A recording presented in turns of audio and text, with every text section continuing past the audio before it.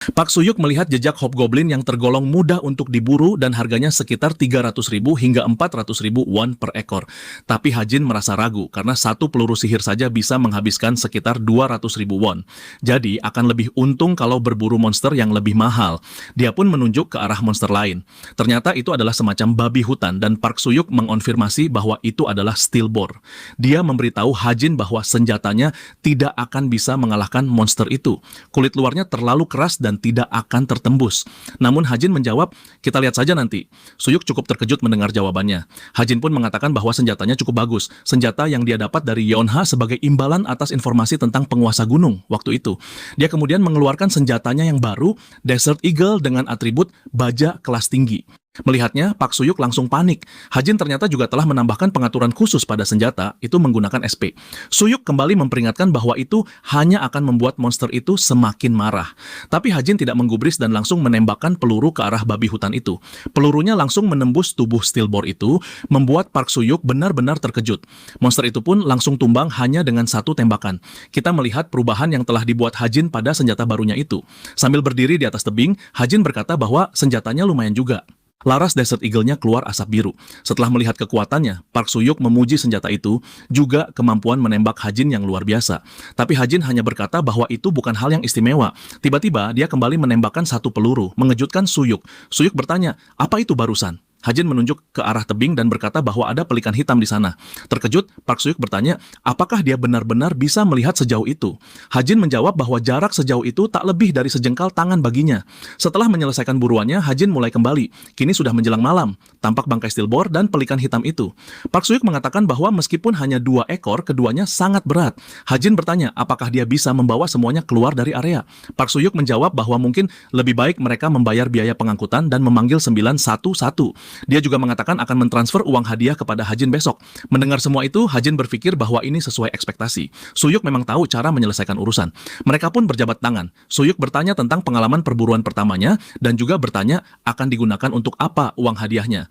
Hajin menjawab langsung, untuk investasi saham. Mendengarnya, Suyuk sedikit terkejut dan bingung. Lalu disebutkan tentang guild baru bernama Pack Horse Masters yang konon didirikan oleh seorang manusia iblis. Guild ini adalah organisasi yang penting dalam novel. Tapi bukan itu yang jadi fokus Hajin sekarang. Yang penting adalah dungeon yang telah mereka taklukkan, yaitu Suwon Devil Nest. Setelah raid ini, nilai saham guild tersebut akan naik hingga 1000%. Membelinya sekarang adalah keuntungan yang sudah pasti. Cara mudah untuk menghasilkan uang. Hajin mencari informasi lain yang berguna. Karena forum publik tidak memiliki banyak informasi, dia memutuskan untuk memeriksa sebuah situs web gelap bernama Violet Society. Kata gelap mengingatkannya pada sesuatu, Chameleon Troupe, kelompok penjahat utama di paruh kedua cerita. Seperti namanya, identitas semua anggota organisasi kriminal ini tersembunyi, dan satu-satunya orang yang mengetahui lokasi serta aktivitas mereka hanyalah sang penulis, Hajin sendiri. Hajin berpikir bahwa karena mereka membenci manusia iblis meskipun mereka sendiri adalah organisasi kriminal, mungkin pemimpin mereka bisa membantunya membunuh Jinyeon. Menurut cerita, salah satu posisi dalam kelompok itu sedang kosong untuk sementara, jadi mereka seharusnya akan bergerak dalam waktu dekat. Tiba-tiba laptopnya mati dan dia bertanya-tanya apa yang sedang terjadi. Dia ketakutan mengira telah kehilangan satu-satunya kesempatan untuk kembali ke dunia lamanya. Namun laptop itu menyala kembali dan dia pun lega.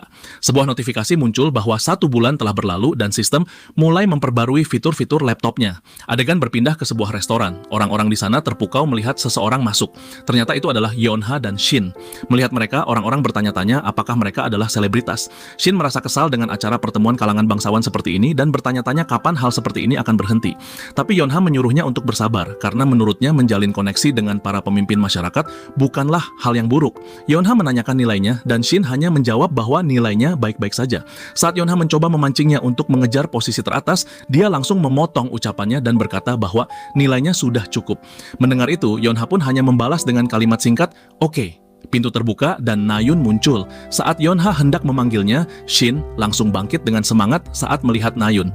Dia berlari menghampirinya dan bertanya sejak kapan dia mulai datang ke acara pertemuan ini. Nayun menjawab bahwa dia sebenarnya akan melewatkan acara ini kalau tahu Shin juga hadir.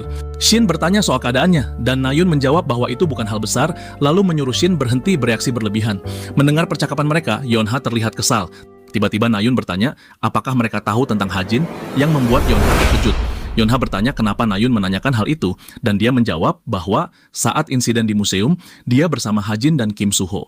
Manusia iblis yang mereka lawan ternyata jauh lebih kuat dari perkiraan. Saat mereka bertarung, Hajin berhasil melukai jin tersebut, dan itu dianggap luar biasa, karena dia berhasil menembak lengan makhluk iblis dengan senjata seperti itu. Itulah mengapa dia mencurigai Hajin. Nayun mengarahkan pertanyaan itu ke Yonha, karena mereka berada di tim yang sama saat itu, dan Yonha tampak terkejut. Yonha sudah menyelidiki Hajin sebelumnya, dan tahu bahwa dia memiliki utang dan merupakan seorang yatim piatu. Selain itu, semuanya masih misteri. Hajin tidak mengatakan apapun padanya, meskipun sudah ditanya. Jadi mereka tidak punya pilihan lain selain terus menyelidikinya. Mereka perlu menilai apakah Hajin layak untuk dimanfaatkan atau tidak. Tapi dari yang dia lihat di ujian praktik, Hajin tidak terlihat memiliki kekuatan untuk menghancurkan lengan manusia iblis. Dan dia mulai curiga bahwa Hajin menyembunyikan sesuatu. Nayun lalu mengajukan pertanyaan, mungkinkah Hajin sendiri adalah jin? Tapi Yeonha menanggapi bahwa jika memang begitu, dia tidak mungkin menyerang sesama manusia iblis. Namun Nayun tetap yakin bahwa Hajin menyembunyikan sesuatu. Kembali ke Hajin. Dia kebingungan saat proses pembaruan di laptopnya hampir selesai di angka 99,99%. Tiba-tiba, pergelangan tangannya mulai bersinar dan dia merasakan sakit yang luar biasa. Dia melihat sesuatu muncul di pergelangan tangannya dan penglihatannya mulai kabur. Stigma itu adalah salah satu otoritas pencipta dan mengandung kekuatan sihir. Sejumlah besar informasi langsung menghantam pikiran Hajin seperti tsunami. Kembali ke Shin, dia membenturkan tangan ke meja sambil bertanya, apa maksud kalian? Kalian tidak suka dia? Tidak ada satupun yang menjawab. Sementara itu, Hajin yang kesakitan parah mulai terjatuh. Nayun kembali mengingat apa yang pernah dikatakan Hajin saat insiden museum, dan setelah mempertimbangkannya, dia menjawab bahwa iya, kurang lebih begitu. Di sisi lain, Hajin tak sadarkan diri dengan stigma di pergelangan tangannya. Isi pembaruan itu adalah Book of Truth telah ditambahkan, serta peningkatan kemampuan dalam mengamati dan membaca. Adegan beralih ke masa tak lama setelah insiden di museum. Hajin, Kim Suho, dan Chai Nayun yang melawan manusia iblis diberi penghargaan warga teladan atas aksi mereka. Hajin terlihat mengenakan perban di pergelangan tangannya.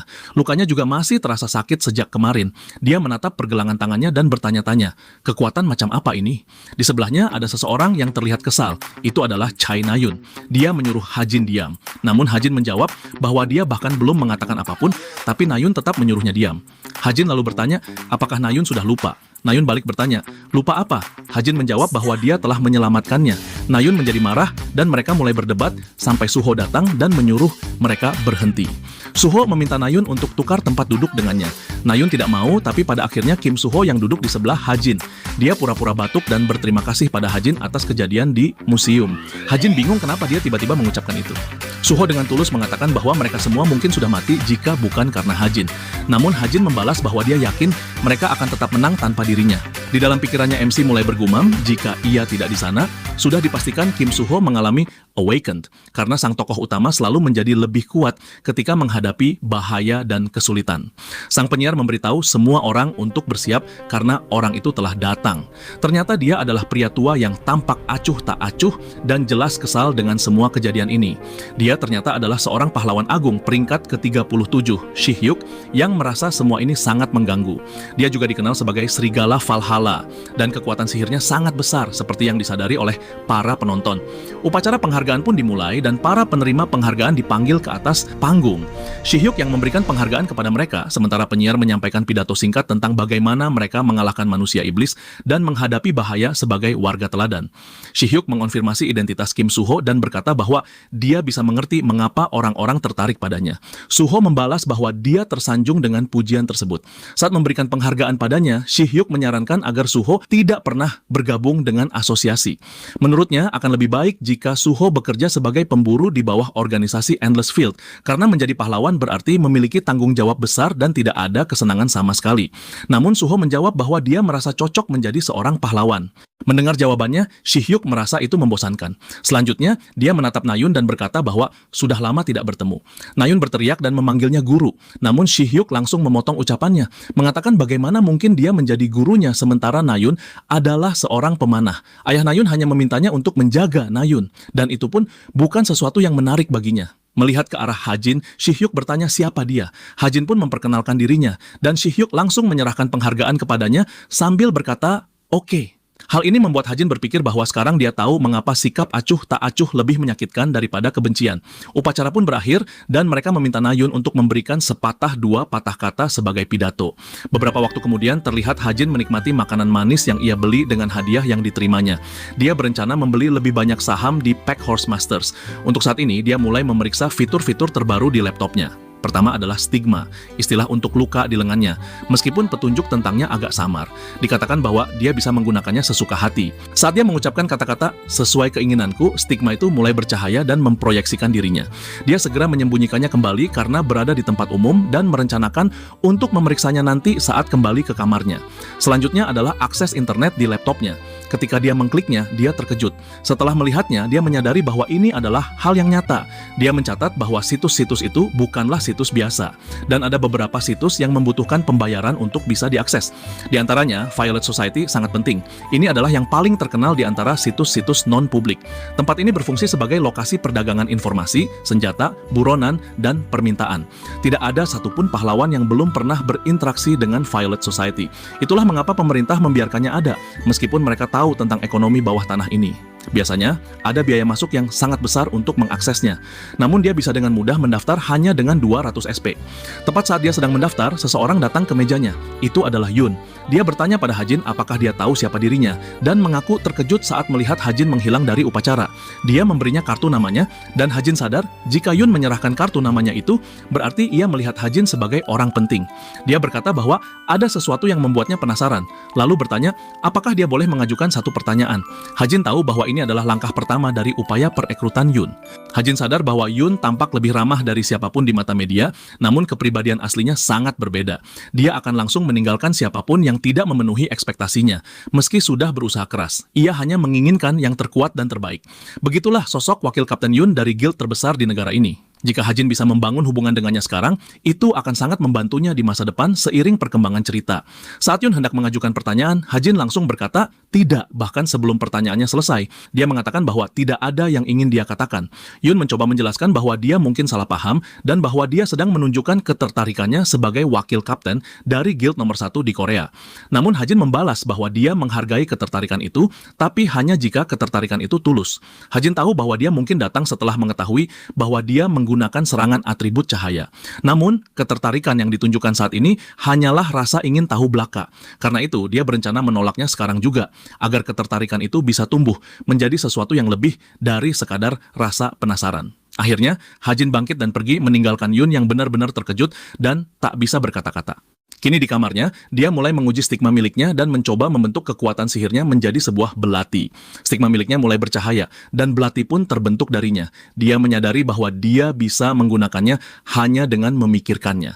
Kekuatan sihir adalah statistik yang sangat memengaruhi hadiah dan pembelajaran awal. Awalnya, Hajin mengira dia tidak akan bisa menggunakannya karena dia bukan berasal dari dunia ini. Tapi ternyata dia bisa menggunakannya, dan itu cukup melegakan. Kemampuan berikutnya yang akan dia coba adalah Book of Truth. Saat dia mengucapkan namanya, buku itu pun muncul. Dipanggil melalui stigma miliknya, buku itu berisi kebenaran. Buku itu bisa menjawab pertanyaan apapun selama kekuatan sihir Hajin mengizinkan. Dia cukup terkejut dengan kemampuannya dan mengajukan pertanyaan sederhana tentang tinggi badannya untuk mengujinya. Dan benar saja, buku itu menjawab dengan tepat. Namun buku itu juga menghabiskan 1 poin SP, dan sekarang Hajin mulai memahami cara menggunakannya. Tiba-tiba, smartwatch-nya mulai bersinar merah. Itu adalah pemberitahuan darurat tentang seorang kadet yang hilang bernama Jin Hajong.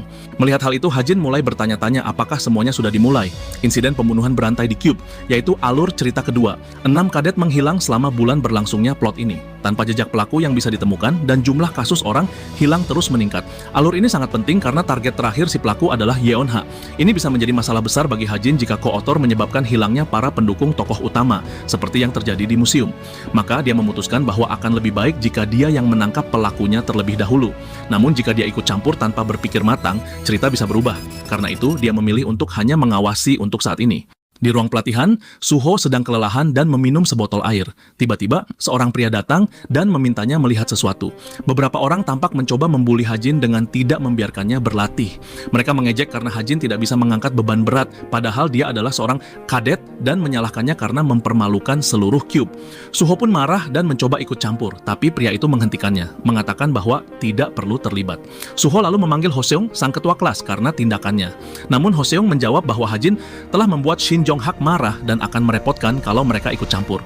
Mungkin mereka hanya berpura-pura saja. Lagi pula, jika orang itu benar-benar telah menghancurkan lengan manusia iblis, dia tidak akan membiarkan dirinya dibuli oleh orang-orang seperti itu.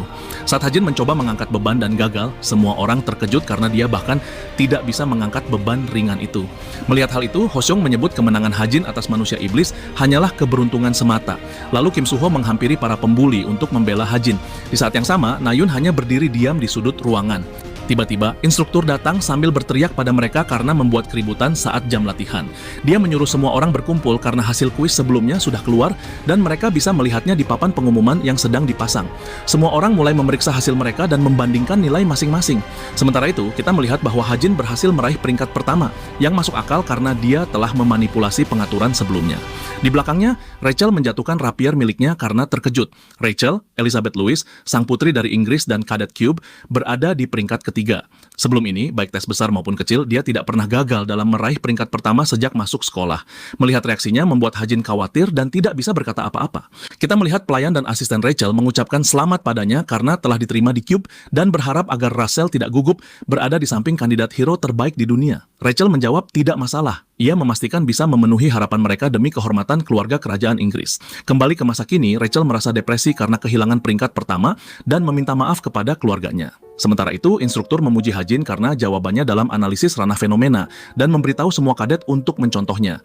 Rachel berencana memperkecil jarak antara dirinya dan Hajin, tetapi dia juga menyadari bahwa analisis ranah fenomena adalah subjek yang sulit, sehingga akan sulit mengejarnya sebelum ujian tengah semester. Dia mulai menatap dan mengamati Hajin di kelas. Dia pun mulai bertanya-tanya bagaimana cara Hajin belajar. Kembali di kamarnya, Hajin membuka situs bernama Pusat Informasi Truth. Dia berencana menggunakan Book of Truth untuk menjawab pertanyaan dan mendapatkan sedikit uang tambahan. Buku kebenaran bisa memberinya informasi dari mana saja selama SP-nya memungkinkan. Meskipun dia tidak akan mendapatkan banyak keuntungan karena belum punya kredibilitas, namun begitu rumor tersebar, pelanggan akan berdatangan. Karena itu, dia mendaftarkan diri sebagai penjual di situs tersebut. Langkah selanjutnya, dia berencana untuk mulai menginvestasikan SP yang selama ini ia tahan. Karena sejak dimulainya cerita utama kedua, Kubik sudah tidak lagi aman dari manusia iblis. Intervensi sistem sharpshooting pun dimulai. Dia sadar bahwa kemampuan yang dimilikinya sekarang belum cukup untuk menghadapi manusia iblis. Namun dia telah mendapatkan banyak SP berkat pembulian dari geng Jong-hak. Jadi dia berencana menginvestasikan SP-nya untuk peluang hidup. Untuk saat ini, dia memutuskan untuk meningkatkan senjatanya. Dia menambahkan fitur transformasi pada senjatanya dari pistol menjadi senapan sniper. Melihat perubahan itu, dia bertanya-tanya apakah dirinya terlalu berlebihan. Transformasi itu menghabiskan 250 SP. Dan kita melihat Desert Eagle miliknya telah berubah menjadi senapan sniper. Dia tertawa kecil, tahu bahwa dia bisa mengejutkan mereka, lalu mengubah senjatanya kembali ke bentuk semula. Langkah berikutnya, dia berencana menciptakan beberapa mastery. Berbeda dengan Gift yang menciptakan fenomena supranatural menggunakan kekuatan sihir, mastery mengacu pada teknik fisik atau bakat yang diasah. Kemampuan paling penting bagi penembak jitu untuk bertahan hidup dan melakukan pembunuhan adalah positioning atau penempatan posisi. Karena itu, dia mulai memikirkan sebuah mastery yang berkaitan dengan penempatan posisi. Setelah itu, dia menciptakan Park Hour, gerakan tubuh yang luas dan cepat yang menghabiskan 350 SP. Dia langsung merasakan efeknya dan yakin bahwa usahanya berhasil. Jam pintar di pergelangan tangannya tiba-tiba menyala, menampilkan notifikasi tentang orang hilang lainnya, Songgen dari kelas Universe. Hajin tahu bahwa ini adalah korban kedua dan semua orang yang sebelumnya ditangkap oleh pelaku sebelum Yeonha juga dibunuh. Dia bertanya-tanya, apakah pantas baginya hanya diam saja sementara orang-orang menghilang, padahal dia tahu siapa pelakunya dan siapa target berikutnya. Terlihat jelas bahwa dia sedang ragu dan gugup terhadap keputusannya. Keesokan paginya, di aula pelatihan luar ruang milik Cube, sang instruktur bertanya, apakah semua sudah hadir?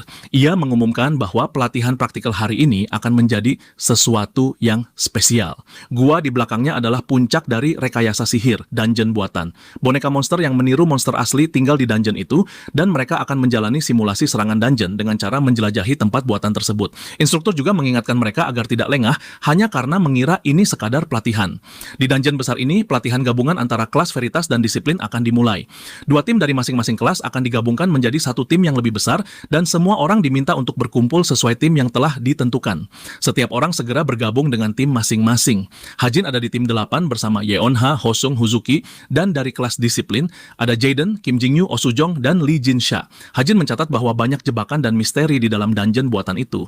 Beberapa kemungkinan adalah perangkap buatan manusia jahat. Oleh karena itu, dia telah menyiapkan peluru beratribut sebagai langkah antisipasi, namun tetap meragukan apakah mereka bisa menyelesaikan pelatihan ini dengan selamat. Tiba-tiba muncul peringatan bahwa pengaturan telah berubah. Ia menyadari adanya perubahan, dan bukan satu, melainkan 3 sekaligus. Ia mencoba mencari tahu perubahan tersebut dan bertanya-tanya siapa yang menyebabkannya serta bagaimana caranya. Di tim Suho, Yonha berteriak padanya untuk segera berkumpul dan mengejeknya karena penampilannya yang mirip tongkat roti.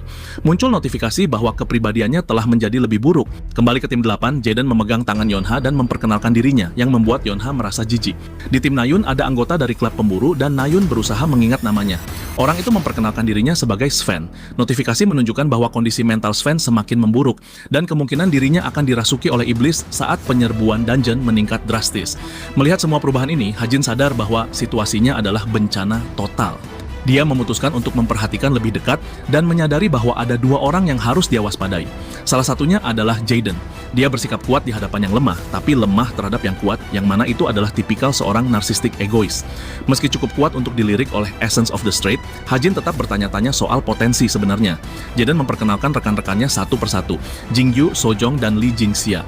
Di sisi lain, Yonha juga memperkenalkan anggota timnya, Hosung, Huzuki, dan salah menyebut nama Lee Hajin menjadi Lee, bukan Kim, yang membuat Hajin kesal.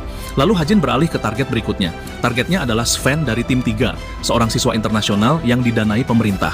Dia adalah salah satu calon pahlawan terbaik Jerman yang selalu berada di puncak dalam segala hal sepanjang hidupnya. Satu hal yang perlu dicatat adalah bahwa Sven menyukai Nayun. Seperti banyak siswa internasional lain yang masuk Cube, Sven adalah salah satu yang menjadi kadet dengan impian untuk naik ke puncak. Namun kenyataan tidak sesuai harapannya. Saat dihadapkan pada kadet-kadet lain yang jauh lebih kuat, dia tidak lebih dari kadet rata-rata. Itulah pertama kalinya dia merasakan rasa rendah diri dan kekalahan, yang bercampur dengan masa pubertas yang labil. Akhirnya Sven menjual jiwanya kepada iblis demi mendapatkan kekuatan besar. Meskipun sesuai dengan catatan yang Hajin tulis, masalahnya ada pada bagian notifikasi tentang penyerbuan dungeon.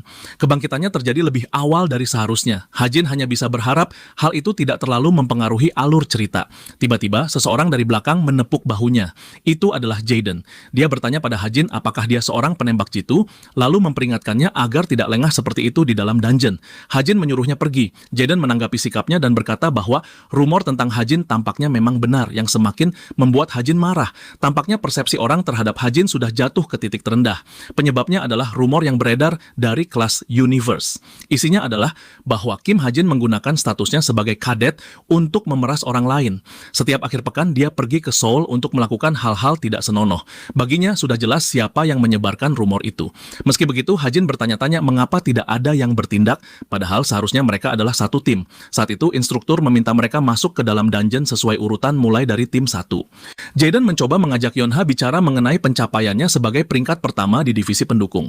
Yonha menjawab bahwa dia juga sudah mendengar rumor tentang Jaden dan merasa tim mereka disusun dengan keliru.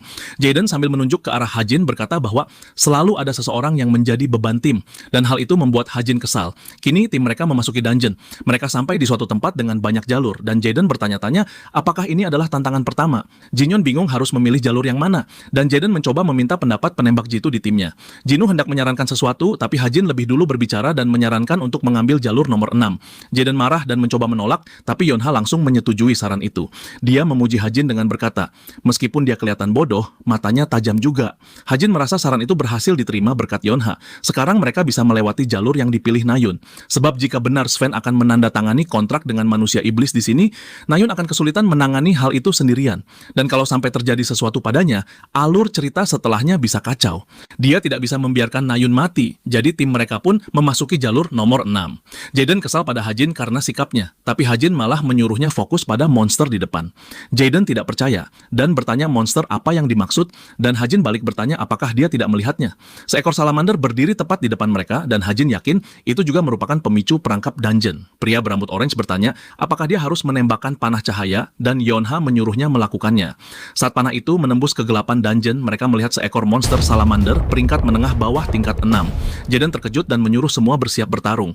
Dia bertanya apakah ada yang bisa menggunakan elemen air. Hajin mencatat bahwa belum saatnya menggunakan sihir elemen itu, jadi mereka memutuskan menggunakan metode standar. Yonha mengeluarkan cambuknya. Dia menyerang salamander yang sedang bersiap meluncurkan napas apinya ke arah mereka. Dengan cambuknya, dia berhasil menutup mulut salamander itu. Lalu Hizuki dan Sojong menyerang bersamaan, dan salamander itu pun dikalahkan dengan cepat. Hajin memperhatikan cambuk Yonha yang diliputi listrik dan bertanya-tanya apakah dia sudah mencapai tahap enlightenment. Tepat ketika dia hendak memujinya, dia terpleset karena kerikil dan jatuh ke arah Yeonha. Sesuatu hampir mengenai mereka berdua. Mereka terjatuh dengan wajah mencium tanah, dan Hajin mulai berkeringat karena kesalahannya. Yonha dengan marah menyuruhnya melepaskan diri, dan dia pun buru-buru menjauh. Yonha lalu menarik kerah bajunya dan bersiap memukulinya, tapi tim mereka menyadari sesuatu. Mereka melihat ada anak panah menancap di dinding dan bertanya-tanya dari mana datangnya. Hajin menyadari bahwa anak panah itu muncul saat mereka jatuh tadi. Itu ternyata adalah panah beracun sungguhan dengan racun saraf di ujungnya. Adegan berganti. Seseorang terlihat sedang berlari dan Sven tertembak anak panah. Sambil meminta maaf, dia menyuruh timnya meninggalkannya. Namun Nayun berteriak menyuruhnya diam dan menyuruhnya bangkit dan lari daripada hanya mengoceh. Dia terkejut karena pelatihan mereka ternyata benar-benar melibatkan anak panah beracun sungguhan. Dia menarik Sven dan mencoba melarikan diri dari sesuatu. Ternyata itu adalah monster lava raksasa, dan Nayun berteriak sambil mengeluh, kenapa ada monster seperti itu muncul di sini. Kembali ke tim Hajin. Mereka sedang bertarung melawan monster. Saat sekelompok monster kecil mirip kadal menyerang, wanita berambut merah menahannya dengan perisai. Dan dari balik perlindungan itu, Jingyu menembak mereka. Yonha juga terlihat bertarung sendirian. Akhirnya mereka berhasil mengalahkan semua monster. Jaden bertanya, apakah semuanya sudah beres? Mereka semua menganggap semuanya cukup mudah, karena hanya berisi peanut, flame, dan salamander. Sejauh ini mereka belum menemukan jebakan lain selain panah beracun tadi. Jadi mereka memutuskan untuk terus melanjutkan dengan cara seperti ini. Hajin masih memikirkan panah tadi. Dia bertanya-tanya apakah itu benar-benar jebakan, karena bahkan kadet biasa pun tidak akan bisa mendeteksinya. Dia mulai curiga dan memperhatikan ada api kecil di belakang mereka. Dia merasakan sesuatu dan terkejut dengan kehadiran itu. Seekor salamander tampak sedang mengisi napas api ke arah mereka. Melihat itu, Hajin kaget karena mengira monster itu sudah mati. Salamander itu meluncurkan serangannya, tapi semuanya terlalu terlambat menyadarinya. Hajin mengangkat tangannya dan mulai mengaktifkan stigmanya. Dia menggunakan kekuatan sihirnya dan mengubahnya menjadi dinding air. Serangan salamander itu sepenuhnya diblokir oleh tembok air besar dari Hajin. Setelah serangannya gagal, salamander itu tumbang sendiri. Semua orang ketakutan dan terkejut melihat kekuatannya yang mengerikan dan bertanya-tanya apakah itu benar-benar monster. Mereka merasa itu adalah napas sungguhan karena hanya terkena sedikit saja sudah bisa membakar mereka. Tiba-tiba Jaden menarik kerah baju Hajin. Ia marah karena sebelumnya sudah menanyakan dia apakah memiliki atribut air atau tidak. Hajin mencoba mengarang alasan bahwa itu adalah efek dari item yang ia pakai. Tapi Jaden tidak percaya begitu saja. Yonha kemudian menyuruh mereka berhenti bertengkar. Sojong menyadari bahwa itu adalah monster sungguhan, bukan boneka, dan mulai bertanya-tanya bagaimana makhluk itu bisa sampai di sana. Yonha menjawab bahwa karena lingkungan ini sudah dioptimalkan menyerupai dungeon, kemungkinan kadal itu berevolusi atau muncul secara alami. Mereka memutuskan untuk membiarkannya untuk sementara karena bisa saja berubah menjadi poin hadiah. Ia pun menyuruh semua orang untuk bersiap dan bergerak. Yonha tahu item yang dikatakan Hajin itu mungkin hanyalah kebohongan, karena Hajin bahkan tidak mampu membeli Desert Eagle. Bagaimana mungkin seseorang yang bukan Kim Suho atau Shin Jong-hak bisa memberikan atribut pada kekuatan sihir mereka? Fakta bahwa dia tahu titik vital monster Mountain Tyrant dan mampu menyematkan atribut ke dalam kekuatannya membuatnya mulai curiga. Ia mulai mempertanyakan alasan Hajin menyembunyikan semua ini. Ia teringat pada kata-kata Nayun tentang Hajin yang katanya manusia iblis. Kembali ke tim 3, mereka sedang memperhatikan monster kelas 5 tingkat menengah, Magma Golem, dan mengira bahwa makhluk itu adalah bos dungeon. Mereka bertanya-tanya apakah mereka mampu mengalahkannya. Seseorang bertanya pada Nayun apakah mereka bisa membunuhnya, dan Nayun menjawab bahwa itu akan sulit. Dia menyarankan untuk menunggu sampai tim lain datang dan bergabung dengan mereka. Si Pirang juga mengingatkan semua orang untuk menangani luka Sven dengan benar. Nayun mulai bertanya-tanya dari mana asal anak panah itu dan menyadari bahwa latihan ini terasa sangat aneh dan sulit. Sementara itu, Sven merasa bersalah karena terkena anak panah beracun. Ia mulai menangis dan merasa hancur karena merasa tak berguna, dan semua hal tidak pernah berjalan sesuai harapan sejak ia masuk ke Cube. Ia menyebut semua ini menyakitkan. Tiba-tiba dia mendengar suara memanggilnya dan bertanya-tanya siapa itu. Suara itu bertanya apakah dia ingin menjadi lebih kuat. Suara tersebut menawarkan kekuatan dan Sven hanya terdiam, tidak tahu harus berkata apa. Suara itu mencoba meyakinkannya bahwa harga yang harus dibayar sangat rendah, jauh lebih rendah dibandingkan mempertaruhkan segalanya, lalu mengulurkan tangan. Sven berdiri dan mencoba meraih tangan itu, menerima tawaran tersebut